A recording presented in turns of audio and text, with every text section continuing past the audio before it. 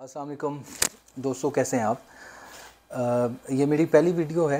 It's Aamir की YouTube channel name है और कुछ मुझे सूझा नहीं क्योंकि मतलब इट्स ऑल अबाउट आमिर। सो मैंने सोचा कि इट्स आमिर नाम जो है वो ज़्यादा सूट करेगा क्योंकि इसमें हम ट्रैवलिंग के हवाले से भी बात हो जाएगी, मतलब ट्रैवलिंग व्लॉग टाइप भी कुछ हो जाएगा, कुछ खाने पीने के हवाले से भी, कभी कभार जो कुछ खा लिया करते हैं उस हवाले से भी वीडियो हो जाएगी, और जो कभी कभार ही कोई किताब भी हम पढ़ लिया करते हैं उस हवाले से भी ज़िक्र हो जाएगा, उस किताब का, उस नावल का।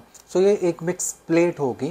और मैं अपनी जो पर्सनल जो लाइफ है या पर्सनल जो मेरी सोच है about all the things about daily life, जो मैं सोचता हूँ, जो देखता हूँ या जांचता हूँ, वो मैं एक्सप्लेन करना चाहूँगा। तो दैट्स वाई कि मैंने चूज़ किया इट्स आमिर, इसका मैं नाम रखूँ। आज की इस सिलसिले में पहली वीडियो है और लेट्स से कि आपको पसंद आती है या नहीं। अच्छा, कुछ अर्सा मैंने एफएम पर भी काम किया है एज आरजे, एज प्रेजेंटर। तो स्टार्ट के कुछ मंथ्स में मुझे अपनी आवाज़ की जो टोन है वो ही नहीं थी समझ आ रही। कभी मैं बहुत लो बोला करता था, कभी किसी शो में थोड़ा सा जाके हाई हाई नोट पे बोल लिया करता था। अब पता नहीं वोकल मतलब डिस्कशन में हाई नोट का वर्ड ठीक है या नहीं है। एनी हो, थोड़ा ऊंची बोल लिया करता था, कभी थोड़ी तेज़ बोला करता था, कभी थोड़ी आहिस्ता बोला करता था। तो एक आवाज़ का भी एक होता है ना, एक माहौल या मूड, वो मुझे समझ आने में कुछ अरसा लग गया। कुछ वीक्स थे या कुछ महीने लग गए मुझे। सो ये मेरी पहली वीडियो है। सो कैमरे को कैसे फेस करना है, कैसे आपने ठहराव रखना है या एक फ्लुएंस से बात कर, इसमें यकीनन मुझे कुछ वक्त दरकार होगा। और फ़र्ज़ करें मैं इम्प्रूव नहीं भी कर पाता, सो व्हाट। आई बिलीव कि आपके पास जो कुछ है वो आप डिलीवर कर दें, आप दे दें, क्योंकि इस दुनिया में आए हैं तो अपना आप इजहार करने के लिए आए हैं। तो जैसे भी जितने भी हैं शेड्स आपके पास, वो आप डिलीवर कर दें, इम्प्रूव करने की कोशिश करें। इम्प्रूव कर लिया तो ठीक है, ना किया तो भी खैर है। अच्छा, मुझे लैपटॉप का भी हो सकता है सहारा लेना पड़ा क्योंकि आर्टिकल थोड़ा सा तवील है जो मैंने आज के नावल पे लिखा। और आज का नावल जो है वो खालिद फ़तेह मोहम्मद साहब का रिसेंटली आया नावल नया घर है। इस पर बात मैं करना चाहूँगा लेकिन बड़ी शॉर्टली बात करूँगा। सो मैं लैपटॉप जो है इसका थोड़ा सा इसकी हेल्प मैं लूँगा।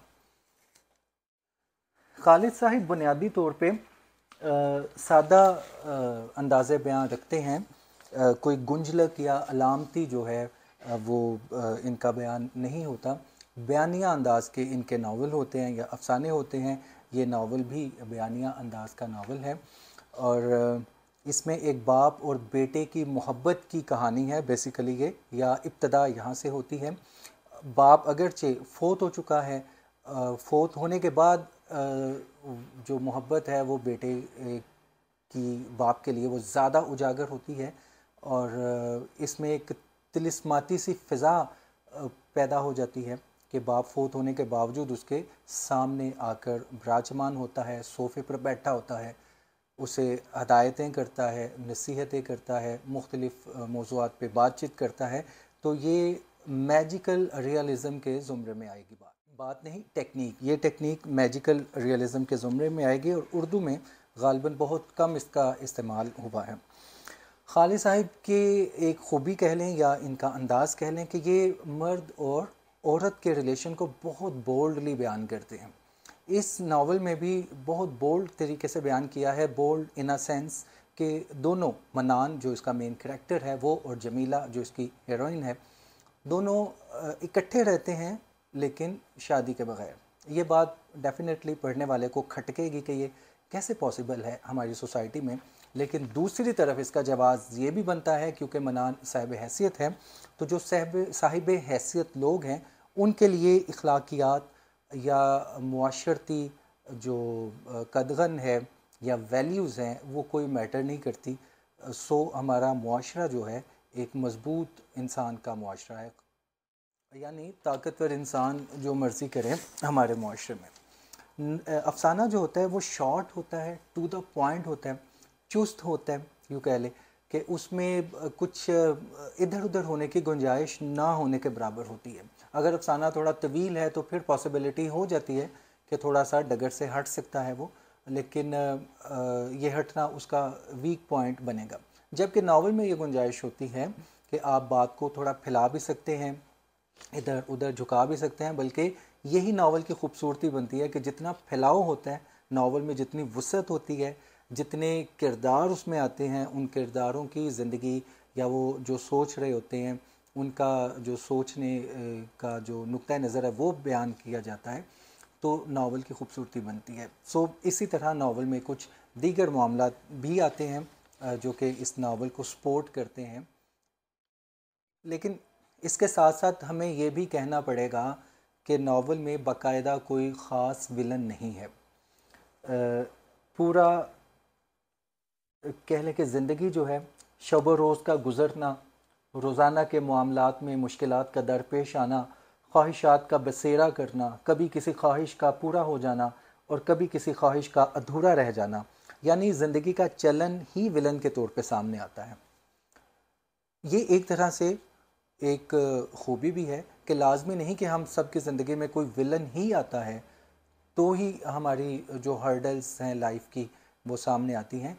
जो दीगर डेली रोज़मर्रा के मामलात हैं उनका पूरा ना होना भी हर्डल्स है, और यही विलन है हमारी ज़िंदगी के। इस तरह देखा जाए तो नावल जो है एक हल्के फुल्के अंदाज में शुरू होता है, हल्के फुल्के अंदाज में ही रहता है। इसमें इसमें कोई ख़ास ट्रेजेडी नहीं आती, कोई कॉन्फ्लिक्ट भी नहीं आता, और इसी तरह नावल ख़त्म भी हो जाता है। लेकिन उसके बावजूद मुतअद्दिद जगहों पे अहम बातें हैं जो रीडर के लिए एक अचंभे की बात भी बन जाती हैं, उसे हज़ उठाने की बात भी बनती हैं। तो इस तरह की छोटी छोटी इसमें जो कह लें कि जो इसकी डिज़ाइंस हैं कह लें, तो वो पढ़ने वाले को मज़ा देती हैं। उम्मीद है कि आप ये नावल पसंद करेंगे। गुजरांवाला के राइटर हैं खालिद फ़तेह मोहम्मद साहब, मेरा बहुत गहरा ताल्लुक़ है इनके साथ, बहुत पुराना भी, लेकिन अब मैं ज़्यादा पुराना नहीं कहता। अक्स पब्लिकेशंस ने इसे इशाया किया है। आप लोग इसे पढ़ेंगे तो यकीनन आप लोग लुत्फ़ अंदोज़ होंगे। फ़ीडबैक ज़रूर दीजिएगा वीडियो के बारे में, इम्प्रूवमेंट के हवाले से भी। Thank you very much.